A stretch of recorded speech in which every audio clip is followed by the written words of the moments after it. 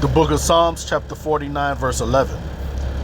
Their inward thought is that their houses shall continue forever, and their dwelling places to all generations. They call their lands after their own names. Call Haloyim to Yahweh, Bahasham, Yahweh Shai, Bahasham, Rakahakadash. Double honors and salutations to the apostles and elders, a great millstone that taught us this truth and rule well. Peace and salutations to the hopeful elect, and to the men, women, and children of Israel, and to the Israelite foreigners, who has the appearance of the heathens, but their lineage, their seed line goes back to Abraham, Isaac, and Jacob. Shalom. I want to make a quick video about the last part of that Psalms 49 and 11. It said they called their lands after their own names.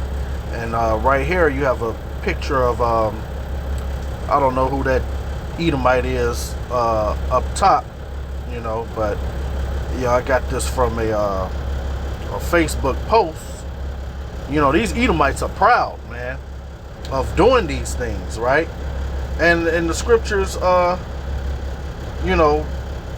give the clear characteristics of what Edom would have been doing in these last days. This is a prophecy. All right, I don't know what that top Edomite name is, but the second one, if I'm not mistaken, is Amerigo Vespucci. Okay, and he was a so-called French explorer.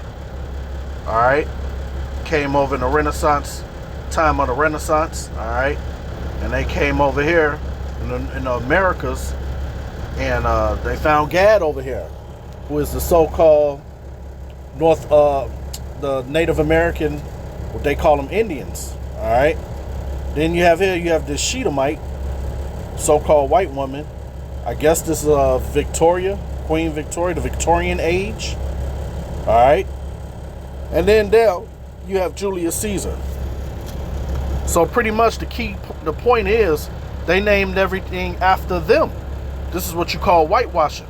All right. When you go to these comments in this,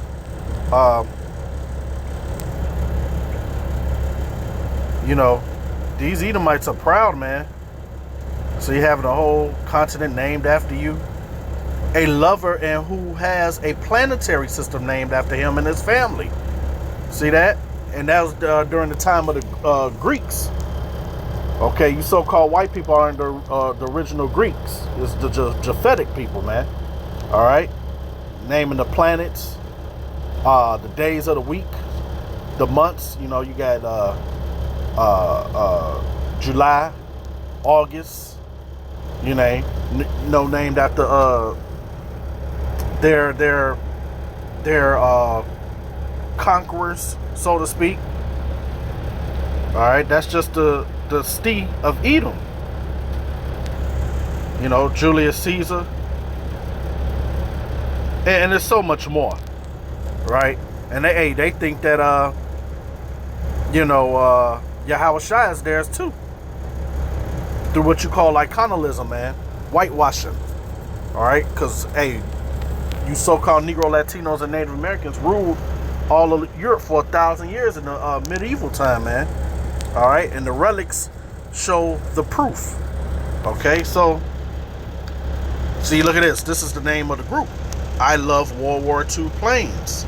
See, so these Edomites are proud, man. And what happened in World War II? They bombed Nagasaki and Hiroshima.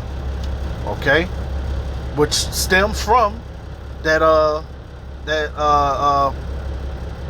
what's the name? That one they call Oppenheimer, the destroyer of worlds. Okay, so let's grab the precepts and read this again. Psalms 49 and 11. Their inward thoughts, and that's speaking about Edom, man. And you can read the whole chapter, man. You'll get a whole understanding, as you should do. Is that their houses shall continue forever, and their dwelling places to all generations. They called their lands after their own names. Okay.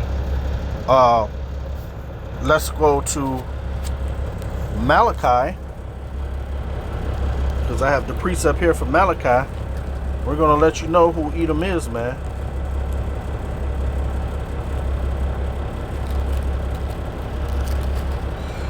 I'm going to start at Malachi 1. I'm going to get to 4. The burden of the word of the Lord to Israel by Malachi.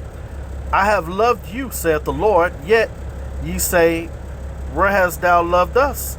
Was not Esau Jacob's brother, saith the Lord? Yet I loved Jacob, and I hated Esau, and laid his mountains and his heritage waste for the dragons of the wilderness.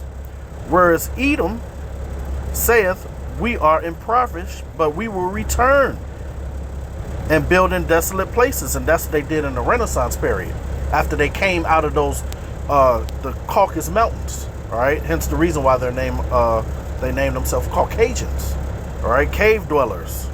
All right, and while they were in those caves, that's when we were ruling all of Europe. All right, during the medieval times, and there's plenty of relics to prove that. Thus saith the Lord of hosts, they shall build, but I will throw down. Okay, and when you go into the word Renaissance, it means rebirth. All right, when they came out with that Ku Klux Klan movie, what do they call it? The Birth of a Nation. Right? Hey, when a hurricane happens, what they say? We ain't going nowhere. We're going to build right back. Hey, what is the slogan now? Build back better. For Biden, right? Hey, but this is the Lord say, they shall build, but I will throw down. And the Lord is getting ready to throw down Mystery Babylon, aka America. All right? The signs are there. Even their own people are saying this is the end. But they think the end of the world means the end of humanity. No. The end of Esau or Edom supremacy. Okay? You so-called white people. The border of wickedness. See that?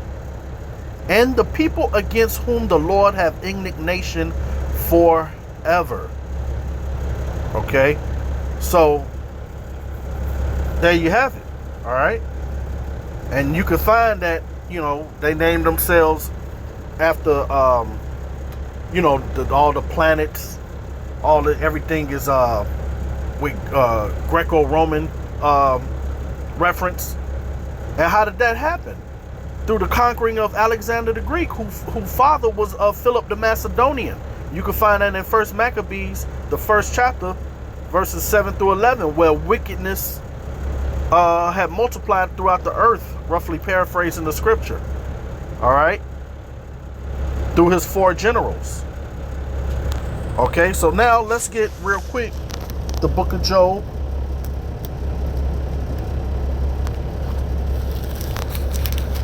Job 9. Of course, you know, right, where we're going to. The book of Job 9 and 24. The earth is given into the hand of the wicked. We just showed you who the wicked was in Malachi 1 and 4. He covereth the faces of the judges thereof. See that? Iconoclasm and all that. If not, where and who is he? You see? So the scriptures gives you a clear indication of who the wicked is, man. And they're running the earth. The so-called white man is the hammer of the earth, man. And he rules it with an iron fist. Okay, and the Lord allowed him to do that because why?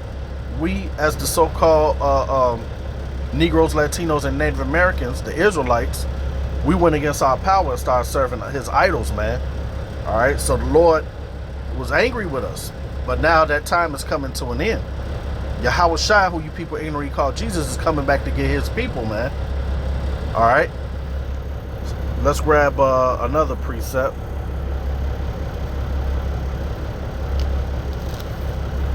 Goes into this man's behavior while he's ruling. Let's go real quick to the book of Daniel, chapter 7 and 25. And this is going into the beast, man. That beast system, which America was that little horn out of the, the fourth kingdom. Okay? The Bible, it tells you about history, man. And he shall speak great words against the Most High. Right? Isn't everything here contrary to the Bible? This is supposed to be a Christian, the forefathers of America are supposed to be so-called Christians, Christian beliefs, when that was a total lie. Everything here is contrary to the Holy Scriptures.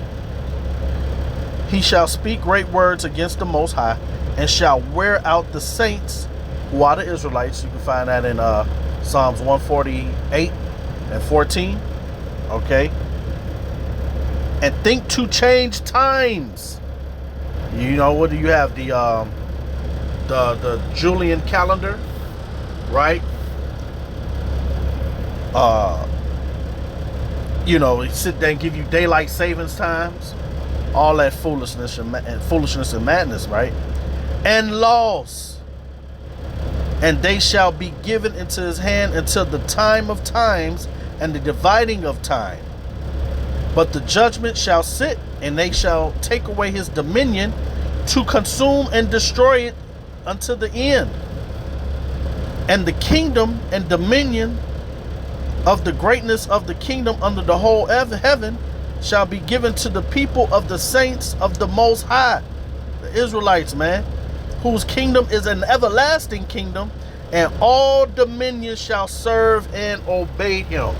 All right, so this prophecy is very near, and these people are about to come out that judgment seat. Thus saith the Lord. Right? So let's put the cherry on top. I call this my cherry on top scripture. And this is Second Ezra. Second Esdras, same thing. Second Esdras 6, and I'm gonna start at 7. And this is Esdras talking to the angel. Then answered I and said, what shall be the parting asunder of the times? Or when shall be the end of the first, and the beginning of it that followeth? And he said unto me, from Abraham unto Isaac, when Jacob and Esau were born of him, Jacob's hand held first the heel of Esau. Because remember, Isaac gave Esau the fatness of the earth, according to Genesis 27 and 39 through 41. He got the fatness of the earth, which means the best of everything. Now you go on that word fatness, it goes into oil. Who controls all the oil? Even though Ishmael, the so-called Arabs, have oil in their land, hey man, Edom controls all that. All right, he got the blessings, and he ruled his kingdom under the sword, which is the modern day gun, which goes into their military, man. The hammer of the earth. All right, what does everybody say about the so-called white man? That they the police of the earth. They always got their nose in everybody's business. Why? Because they own the earth.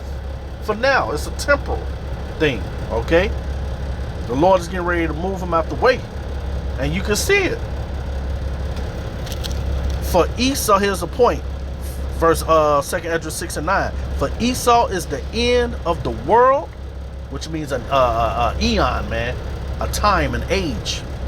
And Jacob, so-called Negro Latinos and Native Americans, all right, the kingdom of Yahushua, kingdom of Israel, Yasharallah, right, under King David and 144,000 government of Israel, right, is the beginning of it that followeth. We read this again. 2nd Esdras 6 and 9. For Esau is the end of the world, and Jacob is the beginning of it that followeth. All right. So hey, all this there's not going to be any Friday in the kingdom of heaven. No Saturday. You're not going to be calling the planet Jupiter and all that madness, man. All right. Not going to have July 4th and all that. Okay, all that is coming to an abrupt end, man. So with that, I pray it was edifying. Barakathe Yahweh, Barakathe Yahweh Shai, Baal Shem Kakadash, Shalom.